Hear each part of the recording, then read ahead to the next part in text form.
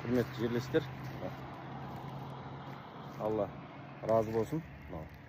Ақжар ауылындағы мектеп бітірген 20 жыл болған түлектер мұны Ақжар ауылының кіреберісіне алдында айтылған ұсынысымды қабыл алып, ауызбіршілікпен мұны Ақжар ауылының кіреберісіне ауылдың паспортын жасап отыр.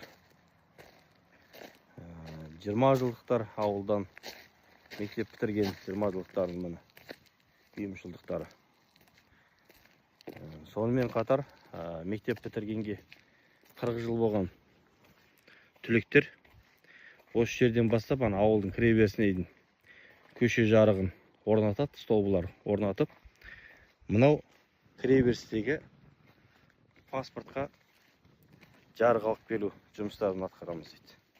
Сондықтан да ұсынысымызды қабыл алып, қолдау көрсетіп жатқан осындай ұйымшыл түлектерге алғысымды айтқым келеді. Әрқашанда ауызбіршілікте ауылымыздың дамуы үшін, еліміздің дамуы үшін 1% болса осындай ұйымшылдықпен жұмыстар атқаратын болсақ, келешек ұрпақ бізден қарап үлгі алып, осындай ұйымшылдықтарды ары қарай жалғастырып, бюджет тарапынан шешілмей жатқан дүниелерді ауылдың көркеюіне жұмыстар атқарады.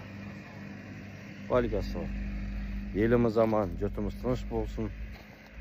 Тәуелсіздігіміз мәңгі болып, көк туымыз мәңгі аспанда желбірей берсін. Ақсақалдарымыз, асыл аналарымыз аман болсын.